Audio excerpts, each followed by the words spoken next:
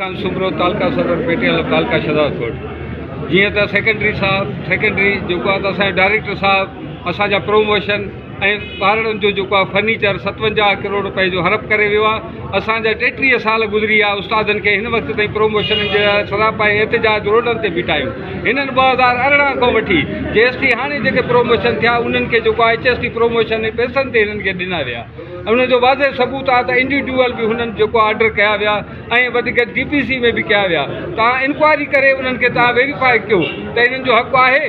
जो इन्हनि जो हक़ु आहे त पोइ असां ग़लति आहियूं जो सरापा एहतिजाज हिन महिल मंझंदि जो टाके जो था कयूं। बाक़ी जो न त असांजो हक़ु आहे त असांखे प्रोमोशन ॾिना वञनि। असांजो जेको रेशो आहे उन मुताबिक़ जेको आहे असांखे प्रोमोशन ॾिना वञनि ऐं असांजो जेको ॿारड़ा जेके असांजा हिन वक़्तु बोर्ड में फ्लड में स्कूल जेके फर्नीचर सड़ी विया के ड्रही विया के ख़तमु थी विया।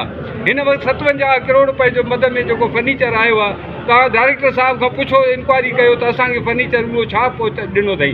तव्हां वञो शहदादकोट खां कुबो सैद खान ताईं तव्हां ॾिसो पसमादा इलाइक़ा आहिनि। स्कूल में ॿारड़ा हेठि वेठा आहिनि, स्कूल ज़बून आहिनि, हालत जरी आहे। पोइ बि सेक्रेटरी जेको असांजो डायरेक्टर सेकेंडरी हिन वक़्तु उहे पैसा बि गड़प कई वेठो आहे ऐं असांजो प्रोमोशन बि जेको आहे पैसनि जे एवज़ खपाई वेठो आहे।